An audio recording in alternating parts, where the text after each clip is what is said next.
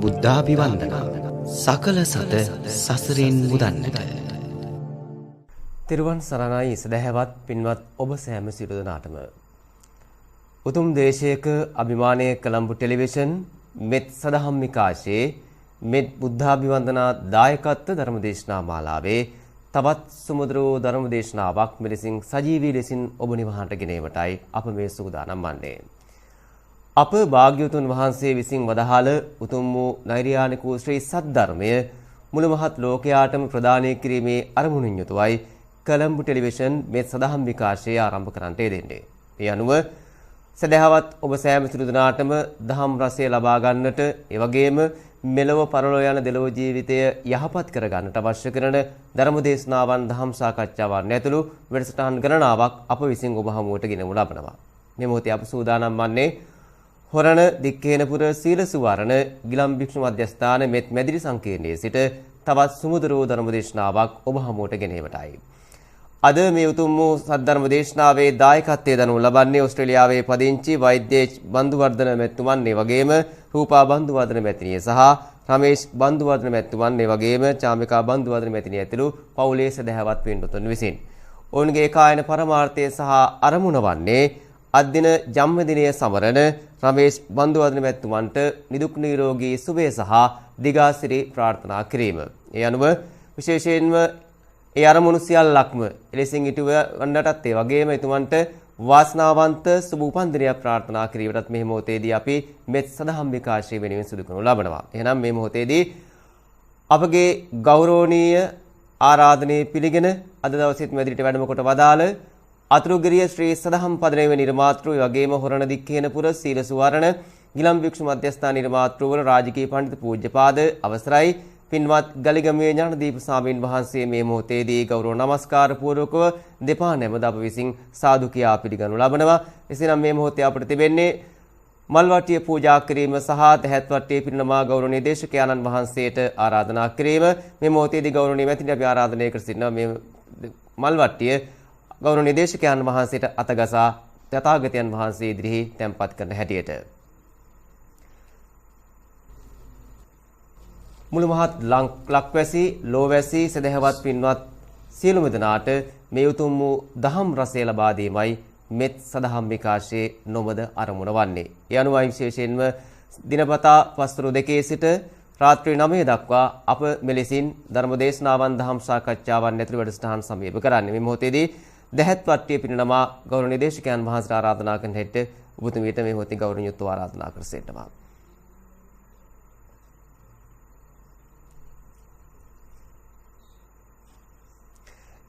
එසේනම් සදහැවත් පින්වතුනි, මෙතෙන් සිට අප සුමුදුරෝ ධර්ම දේශනාව සමගින් එක්වෙමු. අවසරයි පින්වත් අපේ හාමුදුරුවනේ.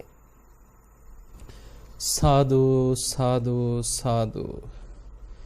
සමන්ත චක්කවාලේසු අත්‍රා ගච්ඡන්තු දේවතා සද්ධම්මං මුනි රාජස්ස සුනන්තු සග්ග මොක්ඛදං ධම්මස්සවන කාලෝ අයං බදන්තා ධම්මස්සවන කාලෝ අයං බදන්තා ධම්මස්සවන කාලෝ අයං බදන්තා. නමෝ තස්ස භගවතු අරහතු සම්මා සම්බුද්දස්ස නමෝ තස්ස භගවතු අරහතු සම්මා සම්බුද්දස්ස නමෝ තස්ස භගවතු අරහතු සම්මා සම්බුද්දස්ස. හැම දිනාටම තෙරුවන් සරණ ප්‍රාර්ථනා කරනවා. විශේෂයෙන්ම වෙනදා මෙත් සදහම් මැදිරි සංකීර්ණයේ බොහෝ පිරිසක් එකතු වෙලා සිදු කරන සජීවී ඒ ධර්ම දේශනාවන් වලට වඩා වෙනස් විදිහට අද දවසේ මේ ධර්ම දේශනාවේ දායකත්වය බාරගෙන කටයුතු කරන්නේ ඕස්ට්‍රේලියාවේ සිටින ඒ පින්වත් පිරිසක්. ඉතින් විශේෂයෙන්ම ඕස්ට්‍රේලියාවේ පදිංචිව සිටින වෛද්‍ය එච් බන්දුවර්ධන මහත්මයා, රූපා බන්දුවර්ධන ඒ මහත්මිය, රමේෂ් බන්දුවර්ධන මහත්මයා, චාමිකා බන්දුවර්ධන ඒ මහත්මිය ඇතුළු පවුලේ සියලු දෙනා. ඉතින් මේ පින්වතුන් ඕස්ට්‍රේලියාවේ ඉඳන් අද මේ උතුම් ධර්ම දේශනාවේ සජීවීව හොරණ සීල සුවර්ණ ගිලම් භික්ෂු මධ්‍යස්ථාන පුණ්‍ය භූමියේ මෙත් සදහම් මැදිරි සංකීර්ණයේ ඉඳන් මේ ධර්ම දේශනාව ලක්වාසී ලෝවාසී හැම දෙනා වෙනුවෙන් විසරවා හරින්න ඒ දායකත්වයේ දරනවා. මේ පිංගතුන්ගේ මූලික අරමුණ අද දින උපන්දිනයේ සමරන රමේෂ් බන්දුවර්ධන ඒ මහත්මයාට තුනුරුවන්ගේ ආශිර්වාද රැකවරන සැලසේවා කියන උතුම් ආශිර්වාද ප්‍රාර්ථනාවයි. මේ ප්‍රාර්ථනයත් ඇති කරගෙන මම හිතන්නේ එතුමාත් ඒ වගේ විදේශ රටවල ඉන්න බොහෝ පිරිසකුත් ලක්වාසී ලෝවාසී ඔබ හැම දිනාමත් මේ දේශනාව ශ්‍රවණය කරනවා. ඉතින් ඔබ හැම දිනාටමත් මේ උතුම් ධර්ම ශ්‍රවණය නිවන් දොරටුවක් බවට පත් වේවා කියලා අපි ආශිර්වාද කරනවා. පින්වතුනි අපි මේ කල්පයන් ගැන පුංචි විග්‍රහයක් කරගන්න උත්සාහයක් ගමු. බොහෝ වෙලාවට අපි සත්බුදුරජාණන් වහන්සේලා ඒ වගේම සූවිසි බුදුරජාණන් වහන්සේලා අටවිසි බුදුරජාණන් වහන්සේලා ගැන අපි කතා කරනවා. ඒ අතර බොහෝ වෙලාවට අපි කල්පය ඊළඟට සාරාසංඛ්‍යය කල්පලක්ෂය අසංඛේය ගණන් මේ වගේ වචන අපිට නිතර බණට අහන්න ලැබෙනවා. සමහර වෙලාවට අපි කල්පය කියවට අපිට තේරුමක් නැහැ කල්පය කියන්නේ කොච්චරක්ද? අසංඛේයයක් කියන්නේ කොච්චරක්ද? ඔය සාරාසංඛේය කල්පලක්ෂය කියන්නේ කොච්චර කාලයක්ද? අපිට එහෙම දැනුමක් නැහැ. ඒ නිසා අපි චුට්ටක් මේ ගැන තේරුම් ගන්න උත්සාහයක් ගමු. මේ කාරණා අපිට තේරෙනකොට වැටහෙනකොට පින්වතුනි සංසාරයේ පිළිබඳ සසර බියක් උපදිනවා. බුදුරජාණන් වහන්සේ මේ ධර්මාවබෝධයේ පිණිස සද්ධාව ඇති වෙන්න නම් සසර දුක සංසාර බිය දකින්න ඕනේ. බව බුදුරජාණන් වහන්සේ දේශනා කරනවා. ඒක උන්වහන්සේ පෙන්නන උපනිෂ කියන සූත්‍රේ. බුදුරජාණන් වහන්සේ වදාලා දුක්ඛූපනිසා සද්ධා. සද්ධාවට හේතුව තමයි සසර දුක, සංසාර බය. කෙනෙකුට සංසාර බයක් ඇති වෙනවා නම් සතර ආපායේ වැටි වැටි යන භයානක සංසාර ගමන ගැන. මේ කල්පයන් වල කලාතුරකින් බුදු කෙනෙක් මේ ලෝකේ කල්ප 100,000 ගණනකට සැරයයි පහළ වෙන්නේ. බුදු කෙනෙක්ගේ බණපදයක් අහනවා කියන්නේ කොච්චර දුර්ලභද? එතකොට මේ වගේ කාරණා වැටහෙනකොට තේරෙනකොට තමයි කෙනෙකුට අප්‍රමාදීව ධර්මයේ කරා යන්න වමනාවක්, හැඟීමක්, ආසාවක් ඇති වෙන්නේ. ඉතින් ඒ නිසා අපි මේ කල්පය ගැන තේරුම් ගන්න උත්සාහයක් ගමු. පින්වතුනි, දවසක් බුදුරජාණන් වහන්සේගෙන් එක බමුණෙක් ඇවිල්ලා අහනවා ස්වාමීනි, ඔය කල්පය කියනවා කල්පය කියන්නේ කොච්චරක්ද කියලා. එතකොට මේ බමුණට බුදුරජාණන් වහන්සේ කල්පය උපමාවකින් කියනවා. ඒ වගේම තවත් භික්ෂූන් වහන්සේ නමකටත් කල්පය විග්‍රහ කරපු උපමාවක් තියෙනවා. මේ හැම අවස්ථාවෙම බුදුරජාණන් වහන්සේ පෙන්නනවා කල්පයට අවුරුදු වලින්. දැන් අපි ගණන් හදන්නේ අවුරුදු දෙන්නේ. අවුරුදු 100යි 1000යි ලක්ෂයයි ඉලක්කම් වලින් බිංදු ගණන් වලින් තමයි අපි සාමාන්‍යයෙන් යමක් තේරුම් ගන්න උත්සාහයක් ගන්න. හැබැයි බුදුරජාණන් වහන්සේ වදාලා කල්පයට අවුරුදු වලින් අවුරුදු 100යි 1000යි ලක්ෂයයි බිංදු ගානකින් ඉලක්කමකින් කියන්න බැරි තරම් දීර්ඝයි කියනවා. එතකොට මේ බමුණ අහනවා ස්වාමීනි එහෙමනම් එතකොට කල්පය අපි තේරුම් ගන්නත් එපා ඉලක්කමකින් කියන්න බැරි නම් ස්වාමීනි අපි කොහොමද තේරුම් ගන්නේ? අපිට තේරෙන උපමාවක් කියන්න කියනවා.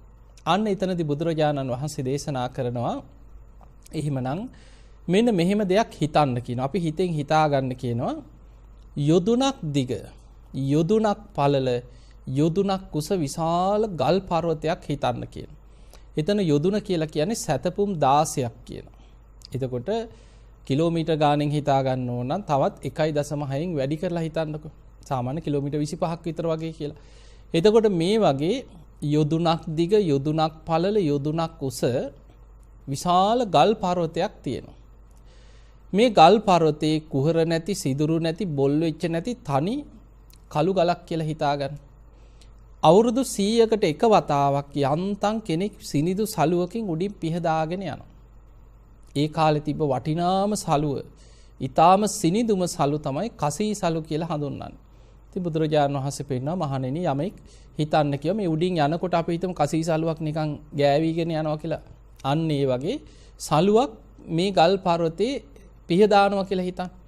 හැබැයි අවුරුදු 100කටම එක වතාවයි. ආයෙමත් අවුරුදු 100කට පස්සේ තවත් එක වතාවක් යන්තම් උඩින් පිහදානවා. ආයෙමත් අවුරුදු 100කට පස්සේ එක වතාවක් උඩින් පිහදානවා. බුදුරජාණන් වහන්සේ වදාළ මහණෙනි වෙන කිසිම හේතුවක් නිසා නොවේ. අර පිස දැමීම නිසා මේ ගල් පර්වතය ගෙවිලා අවසන්ම වෙලා යන දවසක් එයිද කල්පය ඊටත් වඩා දීර්ඝයි කියලා හිතන්න කියෝ. එතකොට ඔන්න අපිට නිකන් සාමාන්‍යයෙන් හිතෙනවා එහෙමනම් කල්පය කියන්නේ අපිට අවුරුදු වලින් බින්දු ගානකින් කියාගන්න බැරි තරම් දීර්ඝයි කියලා ටිකක් තේරෙනවා. තව උපමාවක් තියෙනවා. ඒකෙන් තව චුට්ටක් තේරුම් ගන්න පුළුවන්. මේ උපමාවේ බුදුරජාණන් වහන්සේ පෙන්නවා යොදුනක් දිග අර වගේම සැතපුම් 16ක් දිගට සැතපුම් 16ක් පළල ඒ තරම් උස අබ කන්දක් හිතන්න කියනවා. අබ ඇට ඔබ දන්නවා පුංචිම අබ ඇටවල ප්‍රමාණය ඔබ දන්නවා. අවුරුදු 100කට අර විශාල අබ කන්දෙන් එක පුංචි අබ ඇටයක් අයින් කරනවා.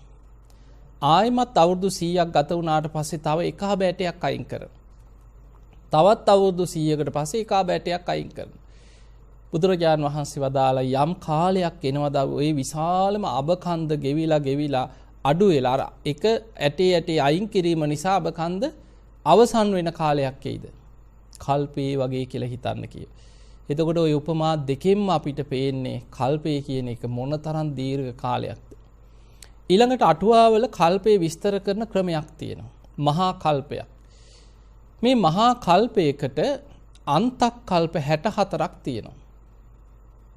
ඒ මහා කල්පේ ඉවර වෙන්න අන්තක් කල්ප 64 ඒවා 4ක් තියෙනවා. හැබැයි පළවෙනි 64 තමයි මනුස්ස දිව්‍ය බ්‍රහ්ම මේ සතර අපායේ වැටි යන සත්වයන් මේ ලෝකවල සැරිසරමින් යන්නේ අන්තක් කල්ප 64ක් පමණයි.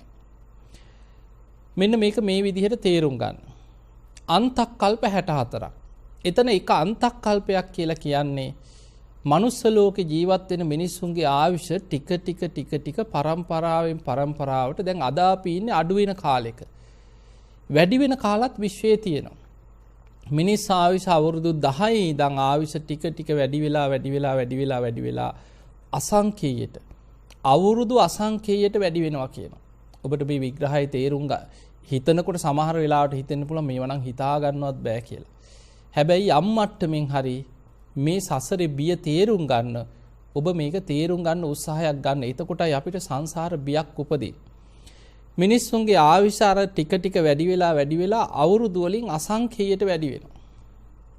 එහෙම වැඩි වෙච්ච ආයුෂ අවුරුදු අසංඛේයයෙන් ඉඳන් අඩු වෙවි ඇවිල්ලා ආයෙමත් අවුරුදු 10ට අඩු වෙනවා.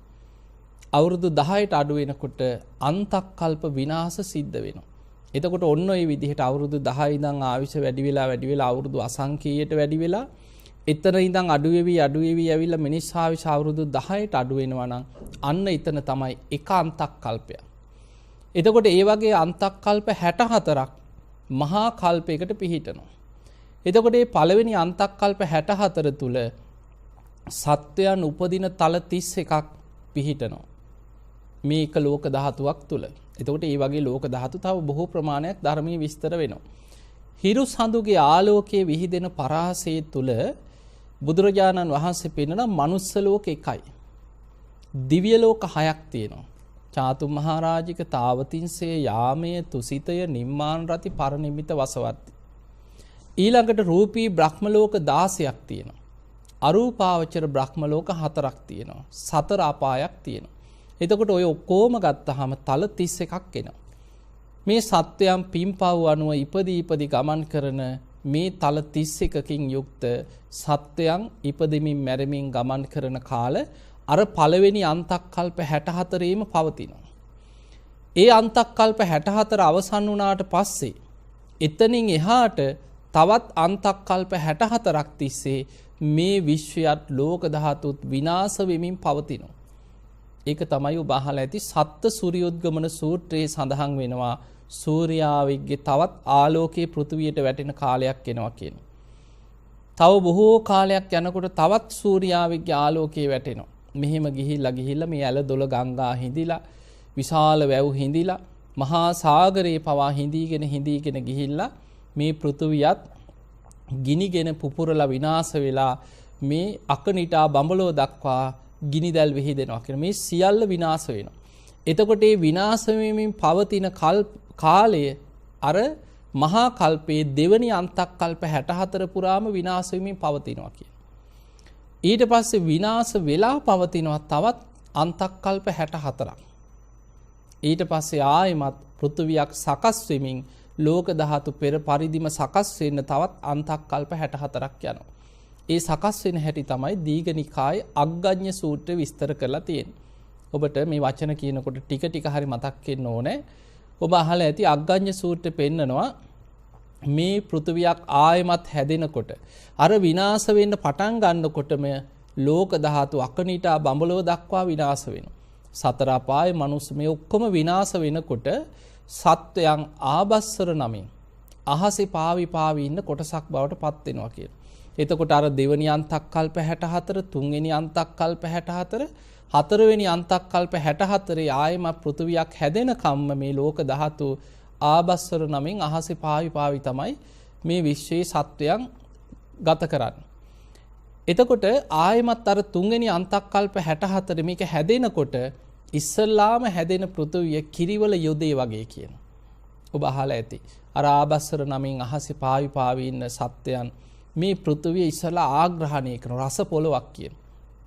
ඊට පස්සේ ටික ටික මේ පොළොව මට්ටමට ලං වෙලා අර පොළොවේ තියෙන මේ පෘථුවි රසය දිව ගාලා බලන්න පුරුදු වෙනවා කියන.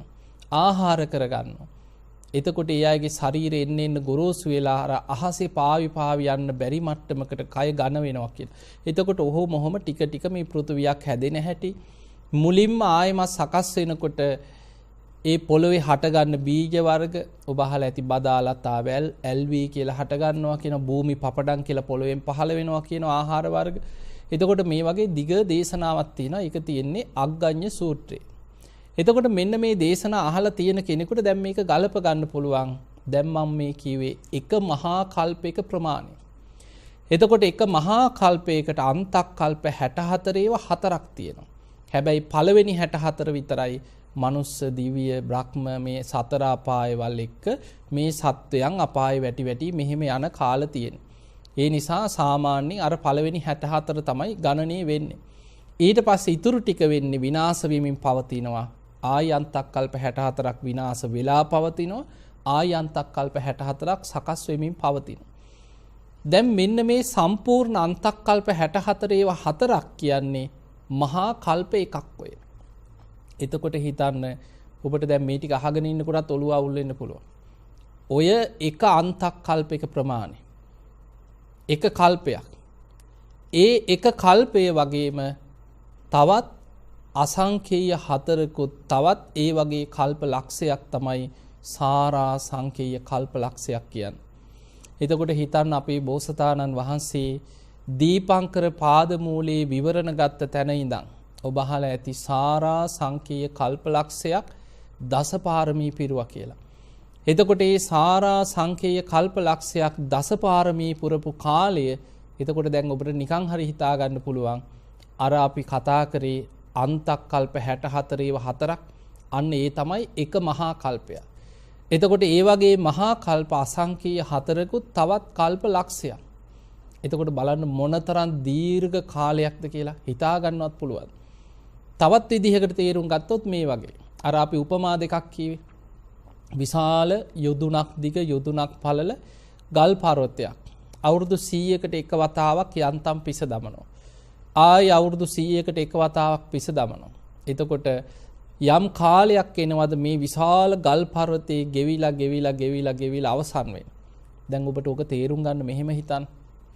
ඔබ දැකලා ඇති ඔය නිතර මිනිස්සු ඇවිදගෙන යන තැන්වල ගල් පතුරු තියෙන අපි හිතමු සලපතල මළුවක් කියලා. ඔබ දන්නවා විශාල චෛත්‍ය පූජනීය පුණ්‍ය භූමිවල පොළොවට ගල් පතුරු අල්ලලා තියෙනවා. අපි ඒවට කියන සලපතල මළුව. එතකොට මිනිස්සු නිතර මෙතනින් ඇවිදගෙන යනකොට අර පාදයටම අඩිය තියලා යන්තම් එතන මැදිලා පොඩ්ඩක් නිකන් වල වගේ හැරෙනවා. අඩි සලකුණු පිහිටලා ඇති. ඔබ සමහරට දැකලා ඇති එක්ක වතුර පාරවල් ගිහිල්ලා හැරිලා කාණු වගේ අර ගල් වල පොඩ්ඩක් හැරිච්ච තැන් තියෙනවා. එතකොට බලන්න එක ගලක් උඩ ගල් පතුරක් උඩින් පොඩි ප්‍රමාණයක් හරි නිකන් වල වගේ හැරෙන්න නම් කී වතාවක් කොච්චර මිනිස්සු එතන අඩිය තියලා යන්න ඕනේද? පොඩි ප්‍රමාණයක් ගලක් ගෙවෙන්න. එතකොට හිතන්න මේ උපමාව විශාල යොදුනක් දිග යොදුනක් පළල යොදුනක් උස මේ විශාල ගල් පර්වතය කවුරුත් මේ ඇවිදලා ගෙවෙන කතාවක් නෙමෙයි මෙතන තියෙන්නේ. සිනිඳුම සලුවකින් යන්තම් උඩින් පිහ දාලා අවුරුදු 100කට එක වතාවයි ඒත්. ආයි අවුරුදු 100කට පස්සේ තමයි ආයි යන්තම් පිස දමන්නේ. එතකොට මේ වගේ හේතුවක් නිසා අර වගේ විශාල ගල් පර්වතයක් ගෙවෙන්න යම්තා කාලයක් ගත වෙයිද මහා කල්පයක් ඒ වගේ කියලා හිතන්න කි. එතකොට ඔබට ආයි ඒ උපමාවෙන් තේරුම් ගන්න පුළුවන් එවැනි මහා කල්ප අසංකේය 4කුත් තවත් කල්ප ලක්ෂයක් තමයි සාරා සංකේය කල්ප ලක්ෂය කියන්නේ. අසංකේය කියන්නේ කීයද කියන එක ඔය අටුවාවල බිඳු ගානකින් විස්තර කරනවා 1.140ක් හැටියට විස්තර වෙනවා අසංකේය. එතකොට හිතන්නේ ඒ වගේ අසංකේයේව 4කුත් තවත් කල්ප ලක්ෂයක්. පිංගතුනි මේකේ අපි තේරුම් ගන්න ඕනේ තවත් භයානකම දෙයක් තමයි මේ සාරා සංකේය කල්ප ලක්ෂයේ තුල ලෝකේ පහළ වුණේ බුදුරජාණන් වහන්සේලා 24 නමක් විතරයි. අන්න ඒක තමයි අපිට තේරුම් ගත යුතු භයානකම දේ. සාරා සංකේය කල්ප ලක්ෂයකට මේ විශ්වයේ පහළ වෙන්නේ බුදුවරු 24 නමයි. අර කියපු මහා කල්ප අසංකේය බැගින් අවස්ථා 4ක් මේ විශ්වය බුද්ධ ශූන්‍යව තිබිලා තියෙනවා. එක බුදු කෙනෙක් පහළ වෙලා පිරිනිවන් පෑවට පස්සේ මහා කල්ප අසංකේයයක් බුද්ධ ශූන්‍යයි. ඒ කියන්නේ අර වගේ කල්ප 1.140ක් අසංකේයයක් කියන්නේ. බුද්ධ ශූන්‍යයි. බුදුවරු නෑ විශ්වයේ. බුද්ධ කියන වචනයක්වත් අහන්නවත් නැතුව එවැනි කාල විශ්වයේ ගෙවිලා යනවා. ඊළඟට කල්ප 10000 20000 බුද්ධ ශූන්‍යව ගෙවිච්ච කාල ගැන දේශනාවල සඳහන් වෙනවා. ඒ නිසා තමයි එදා මීට සාරා සංකේය කල්ප ලක්ෂයකට පෙර එකම කල්පේ බුදුවරු 4 නමක් පහළ වෙනවා. තණ්හංකර, මේදංකර, සරණංකර, දීපංකර කියලා 4 නමක් පහළ වුණා. අන්නේ 4 නමක් බුදුවරුන්ගෙන් 4 වෙනි බුදුරජාණන් වහන්සේ තමයි දීපංකර බුදුහාමුදුරුවෝ. ඒ දීපංකර බුදුරජාණන් වහන්සේගෙන් තමයි අපේ බෝසතාණන් වහන්සේ දා සුමේද තාපසයන් වහන්සේ හැටියට විවරණ ගත්තේ. ඒ විවරණ ගත්තට පස්සේ එතන ඉඳන් තවත් බුදුවරු 24 නමකගෙන් විවරණ අරගෙන තමයි මේ මහා භද්‍ර කල්පේ 4 වෙනි බුදුරජාණන් වහන්සේ හැටියට සම්මා සම්බුද්ධත්වයට පත් වෙන්නේ. අන්න එතකොට ඔබ තේරුම් ගන්න එහෙමනම් එකම කල්පේ බුදුවරු 4 නමක් පහළ වුණා. මීට සාරා සංකේය කල්ප ලක්ෂයකට පෙර. ඒ 4 නමගෙන් 4 වෙනි බුදුහාඳුරන්ගෙන් තමයි විවරණ ගත්තේ. ඒ විවරණ ගත්ත බුදුවරු ප්‍රමාණය තමයි සූවිසි බුදුවරු කියන්නේ. එතකොට බුදුරජාන් වහන්සේලා 24 නමයි. අපි ওই සූවිසි බුද්ධ වන්දනා කරන්නේ ඒ බුදුවරු වෙනුවෙන්. එතකොට අපේ බුදුහාඳුරුත් එකතු වුණාම 25 නමයි. එතකොට අර සාරා සංකේය කල්ප ලක්ෂයකට පෙර ඒ කල්පේ විවරණ ගන්න පෙර පහළ වෙච්ච තව බුදුවරු 3 නමක් හිටියා. තණ්හංකර, මේදංකර, සරණංකර. අන්නේ 3 නමත් එකතු වුණාට පස්සේ 28යි. ඒ තමයි 8 බුදුරජාණන් වහන්සේලා. එතකොට අපිට දේශනාවලින් අපි 8 බුදුරජාණන් වහන්සේලා උදෙසා පූජාවන් පවත්වනවා. ඊළඟට සූවිසි බුද්ධ වන්දනා පවත්වනවා. ඊළඟට සමහරු වර්තමානයේ ඔබ අහලා ඇති සත්බුදුවරුන්ට වන්දනාවල් පවත්වනවා. සත්බුදුරජාණන් වහන්සේලා ගැන කතා වෙන්නේ අර බුදුරජාණන් වහන්සේලා 28 නම 24 නම ගත්තත් මේ අපි ඉන්න කල්පයට ආසන්නම කල්ප 91ක් තුල පහළ වෙච්ච බුදුරජාණන් වහන්සේලා 7 නම. එතකොට මේ ළඟ බුදුවරු කීප නමක් පහළ වෙනවා.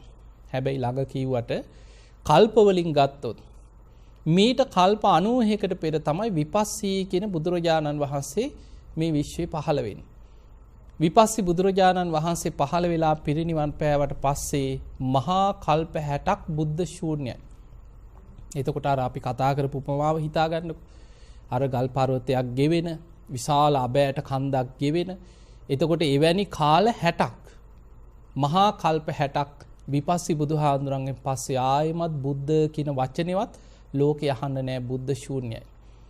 ඊට පස්සේ එකම කල්පේ බුදුවරු දෙනමක් පහළ වෙනවා. සිකී, වෙස්සබූ කියන බුදුරජාණන් වහන්සේලා දෙනම. හැබැයි ඔබ මතක තියාගන්න ලෝකේ බුදුවරුන්ගේ ධර්මතාවයක් තමයි එකම කල්පේ එකවර පහළ වෙන්නේ. ඒ කියන්නේ එකම කල්පේ දැන් සිකී බුදුහාඳුරු පහළ වෙලා ඉන්නකොටම වෙස්සබූ බුදුහාඳුරුත් ඒ කාලෙන් පහළ වෙන්නේ එකම කල්පේ පෙර පසු තමයි පහළ වෙන්නේ. ඒ කියන්නේ දැන් මේ මහා භද්‍ර කල්පේ පළවෙනි අන්තක්කල්පේ කකුසඳ බුදුහාඳුරු. දෙවෙනි අන්තක්කල්පේ කෝණාගමන බුදුහාඳුරු. තුන්වෙනි අන්තක්කල්පේ කාශ්‍යප බුදුහාඳුරු. හතරවෙනි අන්තක්කල්පේ තමයි ගෞතම බුදුහාඳුරු. එතකොට මේ අතර බුද්ධ ශූන්‍ය කාලෙකුත් ගෙවිලා තමයි ආයේ බුදු කෙනෙක් පහළ වෙන්නේ. ඒ අරෙන්න එක බුදු කෙනෙක් ලෝකේ වැඩ ඉඳමින් දහම් දෙසනකොට ඒ නගරෙකම තව බුදු කෙනෙක් ආයි පහළ වෙන්නේ නැහැ. එතකොට හිතන්න මීට කල්ප 31කට කලින් අර කල්ප 91කින් කල්ප 60ක් බුද්ධ ශූන්‍යව තිබිලා මීට කල්ප 31කට පෙර තමයි සිකී වෙස්සබූ කියන බුදුරු දෙනම පහළ වෙන්නේ. උන්වහන්සේලා දහම් දෙසලා ඒ බුද්ධ ශාසන අතුරුදහන් වුණාට පස්සේ ආයි කල්ප 30ක් බුද්ධ ශූන්‍යයි කියන. එතකොට අපි මේ මහා භද්‍ර කල්පේ පහළ වෙන්න කලින් ආයේ කල්ප 30ක් බුද්ධ ශූන්‍යව තිබිලා තමයි අපි මේ ඉන්න මහා භද්‍ර කල්පේ උදා වෙන්නේ. දැන් අපි ඉන්නේ බුදුවරු 5 නමක් පහළ වෙන කල්පයක් තුලයි මේ ඉන්නේ. ඒ නිසා තමයි මහා භද්‍ර කල්පය කියලා මේ කල්පයට කියන්නේ. පින්වතුනි මේ කල්පයට අපි ධර්මයේ කියන්නේ මහා භද්‍ර කල්පය. ඒකට හේතුව බුදුවරු 5 නමක් පහළ වෙනවා. දැන් ඔන්න ඔබට තේරුම් ගන්න පුළුවන් අපි අර මුලින්ම කියපු කරුණු ටික ආයි මතකයට ගන්න. ඒ තමයි මහා කල්පයකට අන්තක් කල්ප 64 ඒවා 4ක් තියෙනවා. මේ අපි ඉන්නේ මහා භද්‍ර කල්පේ. මේ මහා භද්‍ර කල්පයටත් අර වගේම අන්තක් කල්ප 64 ඒවා 4ක් තියෙනවා. අපි ඉන්නේ මහා භද්‍ර කල්පේ අර පළවෙනි අන්තක් කල්ප 64 හතරවෙනි අන්තක් කල්පේ මේ ඉන්නේ. ඔන්න බලන්න මේ කල්ප විග්‍රහය ඔබට දැන් හොඳට තේරුම් ගන්න පුළුවන්. මේ මහා භද්‍ර කල්පේ පළවෙනි අන්තක් කල්පේ මිනිස්සුන්ගේ ආයුෂ වැඩි වෙලා අවුරුදු අසංඛේයයට වැඩි වුණා. එහෙම ඒ අවුරුදු වලින් අසංඛේයයට වැඩි වෙලා ඒ ආයුෂ අඩු වෙවි ඇවිල්ලා මිනිස්සුන්ගේ ආයුෂ අවුරුදු 40000ක් වෙච්ච තැන කියනවා කකුසඳ බුදුරජාණන් වහන්සේ පහළ වුණේ. අද අපිට හිතා ගන්නවත් බෑ. ඒකට හේතුව පින්වතුනි අපේ බුදුරජාණන් වහන්සේ ගැන දේශනාවල සඳහන් වෙන්නේ උන්වහන්සේ අල්පායුෂ්ක බුදු කෙනෙක්. මිනිස්සුන්ගේ ආයුෂ අඩුම කාලෙක තමයි කියන අපේ බුදුහාඳුරෝ පහළ වුණේ. ඔබ බලන්න දැන් අපි කලින් කතා කරපු සත්බුදුවරුන්ගේ ඊළඟට අටවිසි බුදුවරු සූවිසි බුදුවරු පෙර හැම බුදු කෙනෙක්ගේම ආයුෂ ගැන බලන්න හොයලා. ඒ හැම බුදුරජාණන් වහන්සේ නමක්ම අවුරුදු සමහරු 80000 70000 60000 30000 දහස් ගණන් ආයුෂ තියෙන කාලවල පහළ වෙලා තියෙනවා. ඒකට හේතුව බෝසතාණන් වහන්සේලා දෙව්ලොව ඉඳන් පස් මහා බැලුම් බලනවා. ඔබ දන්නවනේ කාලය, දීපය, දේශය, කුලය, මව. දෙවියන්ගේ ආරාධනය ලැබුණට පස්සේ දෙව්ලොව ඉඳන් බලනවා මනුලොව බුදු කෙනෙක් පහළ වෙන්න සුදුසු කාලයක් තියෙනවාද කියලා බලනවා. දේශනාවේ සඳහන් වෙනවා අර මිනිස්සුන්ගේ ආයුෂ අවුරුදු 100ට වඩා පහළට පිරිහිලා නම් බුදුවරු පහළ වෙන්නේ නැති කාලය. කෙලෙස් වැඩි කියන අකුසල් බලවත් කාලය. ඊළඟට මිනිස්සුන්ගේ ආයුෂාර වැඩි වෙලා තියෙන කාලේ අවුරුදු ලක්ෂයට වඩා වැඩි නම් බුදුවරු පහළ වෙන්නේ නැහැ කියනවා. එවැනි කාලවල මේ ලෝකේ මනුස්ස ලෝක වුණත් දිව්‍ය ලෝක වලටත් වඩා සැප බහුලයි කියනවා. මිනිස්සු අනිත්‍ය දුක්ඛ අනාත්මය අතහැරීම ගැන කිව්වට හිත පහදවා ගන්න දක්ෂ නැහැ. ඒ නිසා එවැනි කාලවල බුදුවරු මේ විශ්වයේ පහළ වෙන්නේ නැහැ කියනවා. එතකොට අපිට පේනවා බුදුවරු පහළ වෙන්නේ මිනිස්සුන්ගේ ආයුෂ අවුරුදු ලක්ෂයත් අවුරුදු 100ත් අතර කාලේ. ඒක තමයි බලන්නේ දෙව්ලොව ඉඳන් බුදු කෙනෙක් පහළ වෙන්න සුදුසු කාලයක්ද කියලා බලනවා. දැන් බලන්න මේ මහා භද්‍ර කල්පය අපි කතා කරේ මේ මහා භද්‍ර කල්පය ගැන. මේ මහා භද්‍ර කල්පයේ පළවෙනි අන්තක් කල්පේ මිනිස්සුන්ගේ ආයුෂ වැඩි වෙලා අවුරුදු අසංඛේයයට වැඩි වෙනවා. එහෙම වැඩි වෙච්ච ආයුෂ අඩු වෙවි ඇවිල්ලා මිනිස් ආයුෂ අවුරුදු 40000 වෙච්ච තැන තමයි කකුසඳ බුදුරජාණන් වහන්සේ පහළ වුණේ. ඒ පළවෙනි අන්තක් කල්පයේ තුල. එතකොට කකුසඳ බුදුහාඳුර පිරිනිවන් පෑවට පස්සේ ඒ බුද්ධ ශාසනෙත් අතුරුදහන් වෙලා අර 40000ට තිබ්බ ආයුෂ අඩු වෙවි ඇවිල්ලා අවුරුදු 10ට අඩු වෙලා පළවෙනි අන්තක් කල්පේ විනාශ වුණා. එතනින් මේ මහා භද්‍ර කල්පේ පළවෙනි අන්තක් කල්පේ අවසానයි. ඊට පස්සේ ඒ අන්තක් කල්ප විනාශයකදී වෙන්නේ කෙලෙස් උස්සන්න වෙලා එක්ක මිනිස්සු ස්වභාව ධර්මයෙන් විනාශ වෙනවා, එක්ක ජලයෙන් විනාශ වෙනවා කියන. එක්ක ගින්නෙන් විනාශ වෙනවා අන්තක් කල්ප. එක්ක සුළඟෙන් විනාශ වෙනවා. එහෙම නැත්නම් මිනිස්සු මෘග සංඥා පහළ වෙලා එකිනෙකා ව්‍යායුධ වලින් මරාගෙන විනාශ වෙනවා. මේ අන්තක්කල්ප විනාශවලදී ටික දෙනෙක් ජීවිත බේර ගන්න. ඔක්කොම ලෝකයාම විනාශ වෙන්නේ නැහැ. කෙලෙස් උස්සන්න වෙලා මරාගෙන විනාශ වෙනකොට ටික දෙනෙක් බේරෙනවා. දැන් අර පළවෙනි අන්තක්කල්පේ අවුරුදු 10ට අඩු වෙලා විනාශ වෙලා ටික දෙනෙක්ගේ ජීවිත බේරුණා. ඒ අයගෙන් පටන් ගත්තේ මේ මහා බද්ද කල්පයේම දෙවනි අන්තක්කල්පය. එතකොට පරම්පරාවෙන් පරම්පරාවට ඒ අය ටික ටික ගුණධර්ම පුරණ යුගයක් ආයි මතුවෙනවා කියනවා. එහෙම ගුණධර්ම පුරාගෙන යනකොට ලෝකේ එන්න බොහෝම දියුණු දිව්‍ය ලෝක වගේ සැප බහුල කාල බලවත් වෙනවා. මිනිස්සුන්ගේ ගුණධර්ම බලවත් වෙනකොට ආයමත් දෙවනි අන්තක්කල්පෙත් අර ආයුෂ වැඩි වෙලා අවුරුදු අසංකේයයටම වැඩි වෙනවා. එහෙම වැඩි වෙච්ච ආයුෂ එතන ඉඳන් අඩු වෙවි ඇවිල්ලා මිනිස් ආයුෂ අවුරුදු 30000 වෙච්ච තැන තමයි කොණාගමන බුදුරජාණන් වහන්සේ පහළ වුණේ. ඔන්න එතකොට කකුසඳ බුදුහාඳුර පහළ වුණේ පළවෙනි අන්තක්කල්පේ මිනිස්සුන්ගේ ආයුෂ අවුරුදු 40000යි. කොණාගමන බුදුහාඳුර පහළ වුණේ මේ මහා බද්ද කල්පේම දෙවනි අන්තක්කල්පේ.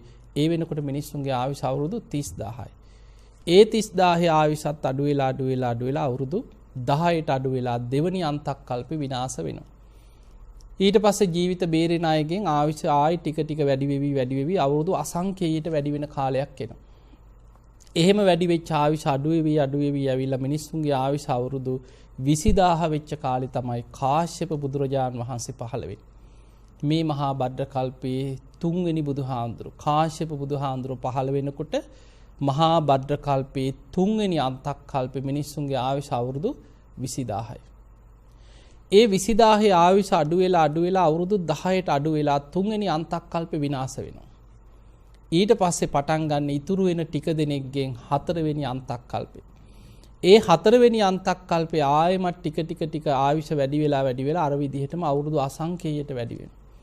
එහෙම වැඩි වෙච්ච ආයුෂ අඩු වෙවි ඇවිල්ලා මිනිස් ආයුෂ අඩුම වෙලා අවුරුදු 120ක් වෙච්ච තැන තමයි අපේ ගෞතම බුදුහාඳුරු පහළ වෙන්නේ. එතකොට බලන්න උන්වහන්සේගේ ආයුෂ ගත්තොත් කකුසඳ බුදුහාඳුරන්ගේ කාලේ 40000ක්. කොණාගමන බුදුහාඳුරන්ගේ කාලේ 30000ක්. කාශ්‍යප බුදුහාඳුරු පහළ වෙනකොට තුන්වෙනි අන්තක්කල්පේ 20000ක්. අපේ ගෞතම බුදුහාඳුරු පහළ වෙන්නේ හතරවෙනි අන්තක්කල්පේ මිනිස්සුන්ගේ ආයුෂ අවුරුදු 120ක් වෙච්ච තැන. 100ට වඩා චුට්ටයි වැඩි. 100ට වඩා පහළට ආයුෂ පිරිහුණා නම් මේ මහා බද්ද කල්පේ හතරවෙනි අන්තක්කල්පේ බුදුරු පහළ වෙන්නේ නැහැ. එතකොට යන්තම් අපේ පිනකට එදා අපේ ගෞතම බුදුහාඳුරු පහළ වුණා. දැන් හිතන්න උන්වහන්සේ දැන් අපිට තේරෙන ටිකක් කියමු. දැන් ඔය කියපු ඔක්කොම අපි තේරුම් ගත්තට අපිට ගොඩක් තේරෙන්නේ නැති දේවලුත් ඇතිනේ. දැන් අපිට තේරුම් ගන්න පුළුවන් චුට්ටක් හිතන්න මෙහෙම. ඒ තමයි අපේ බුදුරජාණන් වහන්සේ පහළ වෙනකොට මිනිස්සුන්ගේ ආයුෂ අවුරුදු සාමාන්‍ය ආයු අපේක්ෂාවම අවුරුදු 120යි. හැබැයි ඊට වඩා දැන් බක්කුල මහරහතන් වහන්සේ අවුරුදු 160ක් වැඩ හිටියා. අනුරුද්ධ මහරහතන් වහන්සේ අවුරුදු 150ක් වැඩ හිටියා. විසාකා, ආනන්ද හාමුදුරුව, මහා කාශ්‍යප හාමුදුරුව ඔය වගේ මහරහතන් වහන්සේලා ගිහි උපාසක උපාසිකාව පවා අවුරුදු 120ක් නිරෝගීව ජීවත් වෙච්ච අය ගැන සඳහන් වෙනවා. එතකොට පින්වතුනි අපිට පේනවා එහෙනම් අදට වඩා බුදුහාමුදුරන්ගේ කාලේ ආයුෂ අවුරුදු 50කින් 60කින් හරි යම් වැඩියක් තිබිලා තියෙනවා. දැන් අද හිතන්න අද අපි ඉන්න කාලේ මේ බණ ටික අහන අද මේ ජීවත් වෙන කාලේ මිනිස්සුන්ගේ ආයුෂ අවුරුදු 100නුත් පල්ලෙහාට පිරිහිලා නැද්ද කියලා බලන්න. දැන් අද වෙනකොට සාමාන්‍ය ආයු අපේක්ෂාව අවුරුදු 65 70 75 සමහර රටවල් තියෙන අවුරුදු 75 80 උපරිම ඔය වගේ 70 80 අතර. ඔබ සාමාන්‍යයෙන් හිතමු 70යි කියලා. අපි නිකන් සාමාන්‍යයෙන් මුළු ලෝකෙම ඉන්න මිනිස්සු ගත්තොත් අද කෝටි 700කට වඩා ජීවත් වෙන ලෝක ජනගහනේ එක එක රටවල් වල ආයු අපේක්ෂාවේ අවුරුදු කීපය අඩු වැඩිකක් තියෙනවා. හැබැයි අපි සාමාන්‍යයක් හිතමු මේ ලෝකේ දැන් ජීවත් වෙන මිනිස්සුන්ගේ ආයුෂ අවුරුදු 70ක විතර කියලා හිතාගන්න. එතකොට බුදුරජාණන් වහන්සේ පිරිනිවන් පාලා දැන් අපි ඉන්නේ අවුරුදු 2563 ඉවරයි. එතකොට අවුරුදු 2563ත් අයින් කරමු 2500යි කියලා ඔබ හිතන්න. අවුරුදු 2500ක් වෙනකොට මිනිස්සුන්ගේ ආයුෂ අවුරුදු 120 ඉඳන් අඩු වෙලා දැන් 70 මට්ටමට අඩු වෙලා. එතකොට අපිට පේනවා ආයුෂ අඩු වෙන වේගය. අවුරුදු 100කට අවුරුදු 2කින් වගේ තමයි ආයුෂ අඩු වෙවි ඇවිල්ලා තියෙන්නේ. මේ වේගෙන් අනාගතයේ හිතුවොත් තව අවුරුදු 2500ක් යනකොට මේ 70 වෙනුත් තව 50ක් අඩු වුණොත් 20යි.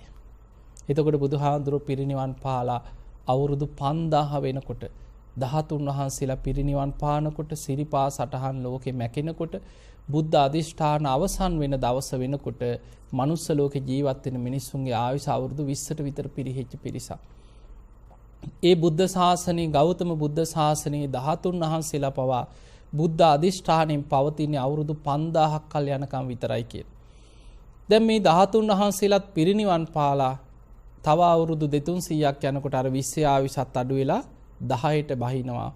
අපි මේ ඉන්න 4 වෙනි අන්තක්කල්ප විනාශය ගැන අපේ බුදුරජාණන් වහන්සේ දීඝනිකායේ පෙන්නනවා චක්‍රවර්ති සීහනාද කියලා සූත්‍රයක.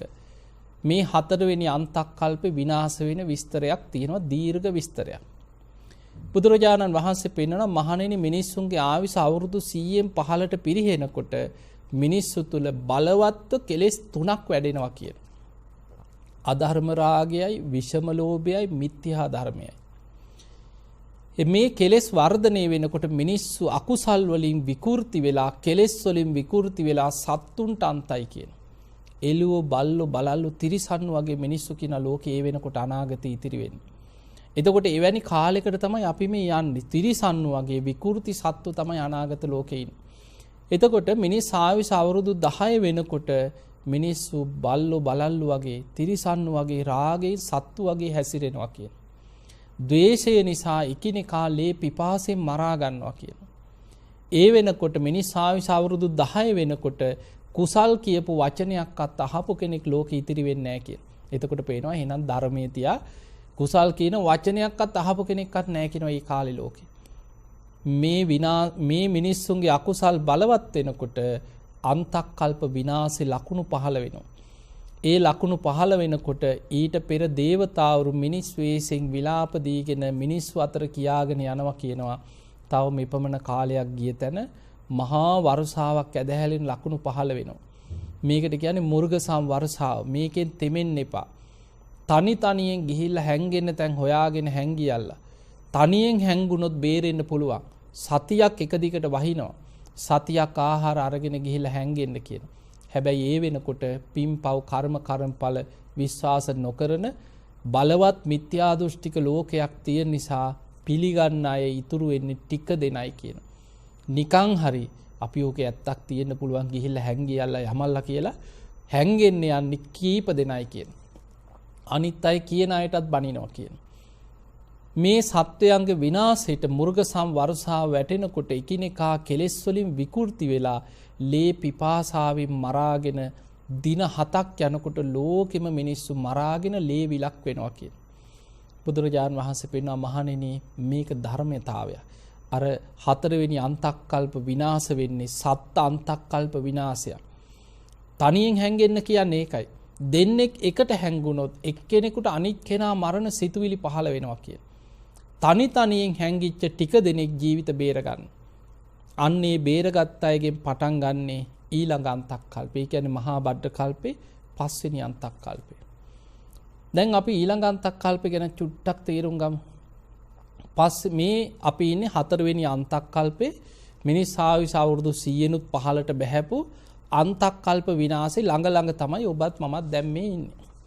තව අවුරුදු 2600ක් 700ක් යනකොට ওই කියන විනාශේ අපිට මුණ දෙන්න වෙනවා. අන්තක්කල්ප විනාශය. එතනින් ජීවිත බේරෙන අයගෙන් ටික ටික ආයුෂ වැඩි වෙලා ආයමත් 5 වෙනි අන්තක්කල්පේ අවුරුදු අසංකේයයටම වැඩි වෙනවා කියලා. අර පෙර අන්තක්කල්ප වල වගේම. එහෙම අසංකේයයට වැඩි වෙලා එතන ඉඳන් ආයුෂ අඩු වෙවි ඇවිල්ලා මිනිස් ආයුෂ අවුරුදු 80000 වෙනකොට 5 වෙනි අන්තක්කල්පේ ඒ වෙනකොට මනුස්ස ලෝකේ පාලනය කරන්නේ ওই දීර්ඝ ආයුෂ ඇති කාලේ ලෝකේ පාලනය කරන්නේ මේ වගේ රජවරු නෙමෙයි. සක්විති රජවරු කියනවා මේ කාලවල ලෝකේ පහළ වෙන්නේ. මොකද මිනිස්සු බොහෝම පින්වන්තයි. බොහෝම ගුණධර්ම තියෙනවා කියනවා දීර්ඝ ආයුෂ ඇති කාලවල. සාමාන්‍ය මිනිස්යන්ට පවා අහසින් යන්න පුළුවන් පුණ්‍ය ඉරදි පිහිටනවා කියන. සිවුරංග සේනා පිරිවරාගෙන අහසින් ගිහිල්ලා ලෝකෙම පාලනය කරන සංක කියලා සක්විති රජ කෙනෙක් ඊළඟ අන්තක් කල්පේ පස්වෙනි අන්තක් කල්පේ මිනිස්සුන්ගේ ආයුෂ අවුරුදු 80000 වෙනකොට සංක කියන සක්විති රජුරෝ කියන ලෝකේ පාලනය කරන්නේ. අන්නේ සංක කියන සක්විති රජුරුවන්ගේ අග්‍ර පුරෝහිත බමුණා තමයි සුබ්‍රහ්ම බ්‍රාහ්මණතුමා. දේවිය තමයි බ්‍රහ්මවතී දේවිය. අන්නේ දෙන්නට දාව තමයි මෛත්‍රී බෝසතාණන් වහන්සේ දාට පහළ වෙන්නේ. එතකොට මෛත්‍රී බෝසතාණන් වහන්සේ පහළ වෙනකොට මිනිස්සුන්ගේ සාමාන්‍ය ආයුෂ අවුරුදු 80000ක් කියනවා. මේ විස්තරේ තියෙන්නේ නිකන් අපිට අද හිතා ගන්න බෑ. මොකද අපි ඉන්නේ ආයුෂ අවුරුදු 100නුත් පල්ලෙහාට පිරිහිච්ච තැනක. අවුරුදු 80000ක ආයුෂක් ගැන අපිට නිකන් හිතෙන්නේ බොරු කියලා. සිහිනයක් වගේ නිකන්. සුරංගනා කතා කියලා හිතෙන්නේ. හැබැයි දේශනාවේ විස්තර වෙනවා මහණෙනි ඒ කාලේ ලෝකේම බොහොම දිව්‍ය ලෝකවලට වඩා සැප බහුල කාලයක් කියනවා. සංක කියන සක්විති රජුරු අහසින් ගිහිලා ලෝකේටම පංචශීලෙන් අනුශාසනා කරන කාලයක්. එවැනි කාලෙක සුබ්‍රහ්ම බ්‍රාහ්මණතුමාට බ්‍රහ්මවතී දේවියට දාව පහළ වෙනවා මෛත්‍රී බෝසතාණන් වහන්සේ. උන්වහන්සේ අවුරුදු 18000ක් ගිහි ජීවිතය ගත කරනවා. තමන්ගේ දේවිය චන්ද්‍රමුඛී බිසව බ්‍රහ්මවර්ධන කියන පුතු බිහි කරන දවසේ සතර පෙර නිමිති දැකලා ඒ වෙනකොට ශක්‍ර දෙවියන් නිසා තමයි ඒවා පේන්න සලස්සන්නේ. සතර පෙර නිමිති දැකලා තමන්ගේ දේවිය පුතා බිහි කරපු දවසේ බ්‍රහ්මවර්ධන කියන පුතු බිහි කරපු දවසේ අබිනිෂ්ක්‍රමණය කරනවා. හැබැයි කැලේකට නෙමෙයි. මාලිගාවෙම උඩුමහල් තලයට තමයි යන්නේ දුෂ්කර ක්‍රියා කරන්නේ. අපිට අබිනිෂ්ක්‍රමණය කරපු ගමන් අපිට මතක් වෙන්නේ වචනේ කියපු ගමන් ඔක්කොම මාලිගා අතහැරලා කැලේට ගිහිලා අනේ දුක් විඳින්න නැති කියලා. පින්වතුනි ආයුෂ අඩුම කාලේ තමයි මේ තරම් දුකක් විඳින්න සිද්ධ වුණේ. කෙලෙස් බහුල කාලයක්. අපේ බුදුරජාණන් වහන්සේ තමයි මෙච්චර දුෂ්කර ක්‍රියා කරලා තියෙන්නේ. ඔබ බලන්න පෙර පහළ වෙච්ච ඔය අනෙක් බුදුරජාණන් වහන්සේලා 820 බුදුවරු, 120 බුදුවරු ඔය හැම බුදු කෙනෙක්ගෙම දුෂ්කර ක්‍රියා කාලය ගැන ඔබ හොයලා බලන්න. උපරිම මාස 3යි, මාස 6යි, මාසයයි, සතියයි, 2යි දුෂ්කර ක්‍රියා කරලා තියෙන්නේ. මිනිස් ආයුෂ අවුරුදු 80000 කාලේ අනාගතේ පහළ වෙන මෛත්‍රී බුදුහාඳුරෝ සතියයි කියන දුෂ්කර ක්‍රියා කරන්නේ. මාලිගාවෙම උඩුමහල් තලයට වෙලා සතියක් දුෂ්කර ක්‍රියා කරන. ඒ සතිය අවසන් වෙනකොට තමන්ගේ දේවිය චන්ද්‍රමුඛී බිසවම කිරිපිඩු හදාගෙන ඇවිල්ලා උඩුමහලේදී කිරිපිඩු පූජාව කරනවා. ඒ කිරිපිඩු වළඳලා මහා බ්‍රහ්ම දෙවියන් අහසින් ඇවිල්ලා අටපිරිකරක් පූජා කරනවා. මේ අටපිරිකර පිළි අරගෙන සිවුරු පිරිකර දරාගෙන කේස් වැටිය කපලා අහසට විසි කරලා අහසින්මයි කියනවා බෝමුලට වඩින්නේ වජිරාසනේ ළඟට. එහෙම වඩිනකොට අහසෙන් වඩින ගමන දැකලම වසවර්ති මාරයා බයේ එතනම පැනලා යනවා කියනවා. අහසෙදිම මගහැරලා යනවා මාරයා. මාර පරාජය කියන්නේ ඒක. දැන් බලන්න අපේ බුදුහාඳුරන් මාරයා කොච්චර කරදර කරාද කියලා. වජිරාසනේ වැඩ ඉන්නකොට දසබිම්බරක් මාර සේනා පිරිවරාගෙන ගිරි මේකලා කියන ඇතු පිට නැගලා ඇවිල්ලා කොච්චරනම් හිරිහැර කරන්න හැදුවද. ආයුධ වර්ෂාවල්, ගල් වර්ෂාවල්, හෙන පුපුරනවා වගේ, ගස් කඩාගෙන වැටෙනවා වගේ භයානක ශබ්ද ඇති කර කර වහාම ඔතනින් නැගිටින්න කියලා තර්ජනය කර කර උත්සාහ කරා. හැබැයි අනාගතේ මෛත්‍රී බෝසතාණන් වහන්සේ අහසින්ම වජිරාසනේ ළඟට වඩිනකොට උන්වහන්සේන ගමන වළක්වන්න හදන මාරයා අහසෙදීම පෙරදිලා පලා යනවා කියලා. උන්වහන්සේ වජිරාසනේ මත වැඩ ඉඳලා පෙර බුදුවරු වගේ ආනාපාන සති භාවනාවෙන් රාත්‍රී පළවෙනි යාමේ පුබ්බේ නිවාසානුස්සති ඥානෙ, දෙවනි යාමේ චතුූපාත ඥානෙ, තුන්වෙනි යාමේ පටිච්ච සම්පාද විමසලා අවසන් වෙනකොටම හිමිදිරි උදෑසන අරුණෝදය සමගම කෙලෙසුන්ගෙන් මිදිලා සම්මා සම්බුද්ධත්වයට පත් වෙනවා. අනාගතේ මෛත්‍රී බුදුරජාණන් වහන්සේ පහළ වෙන්නේ ওই විදිහට.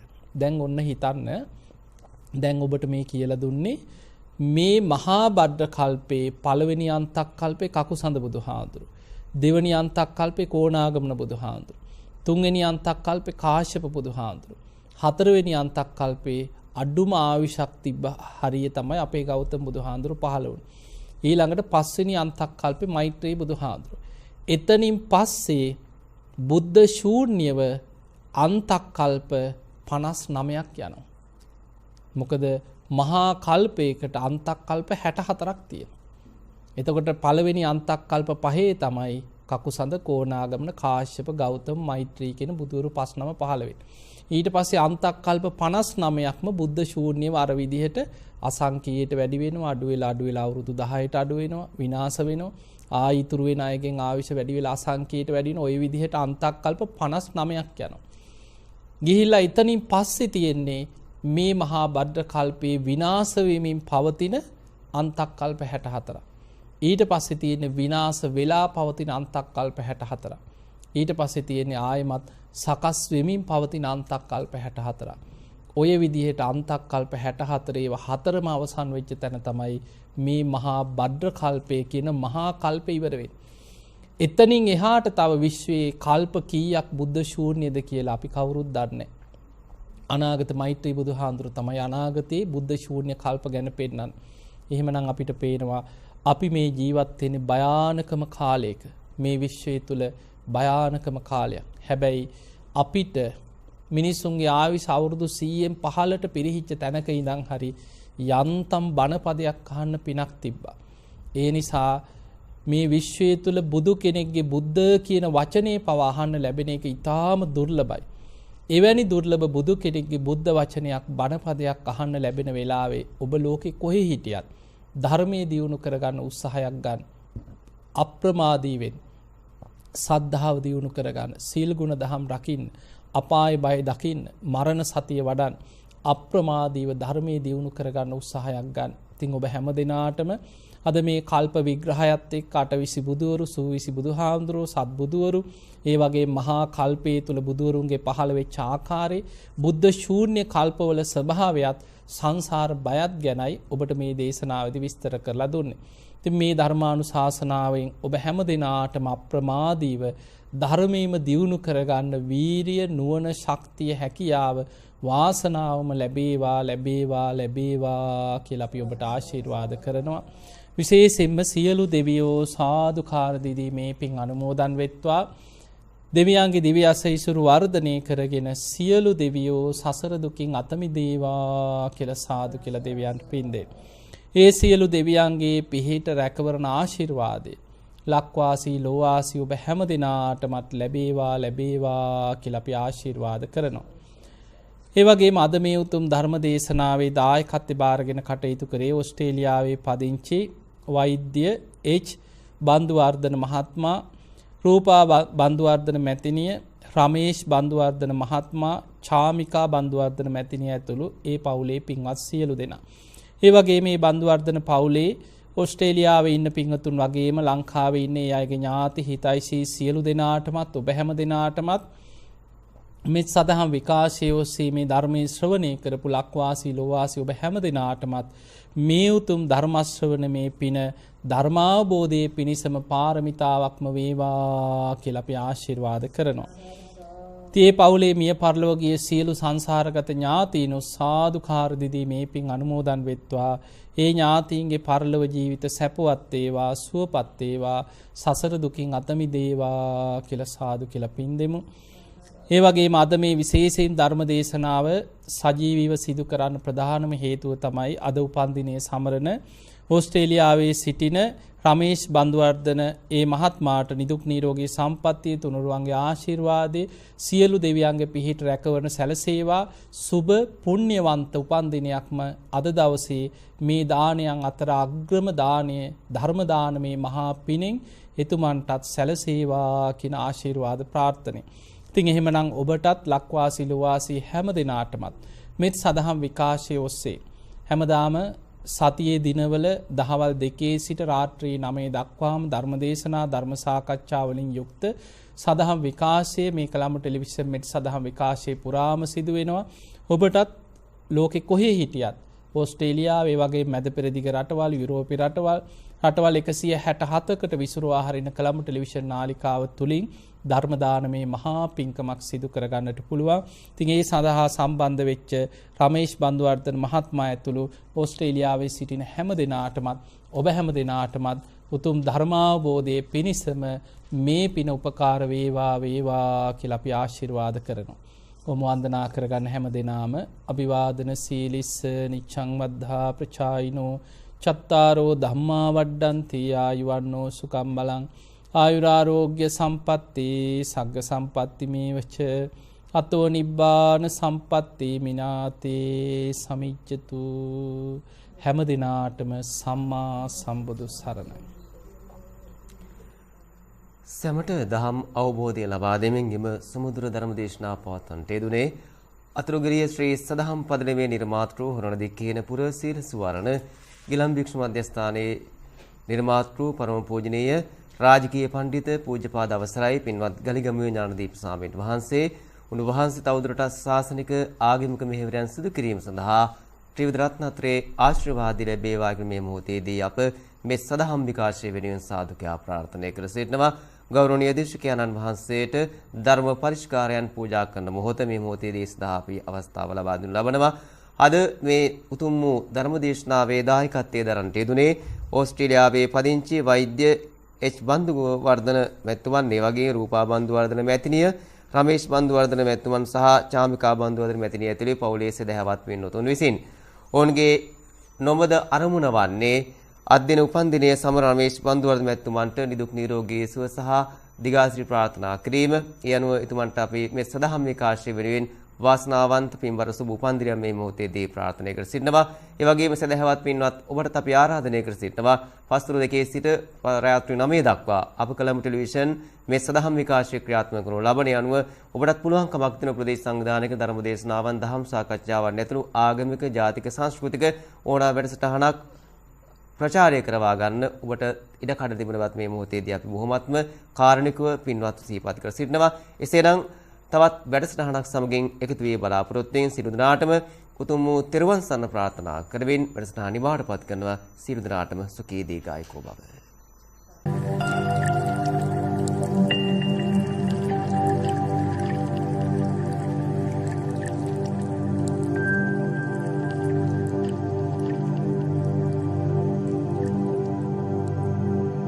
මෙත් බුද්ධාභිවන්දනා සකල සත සසරින් මුදන්නට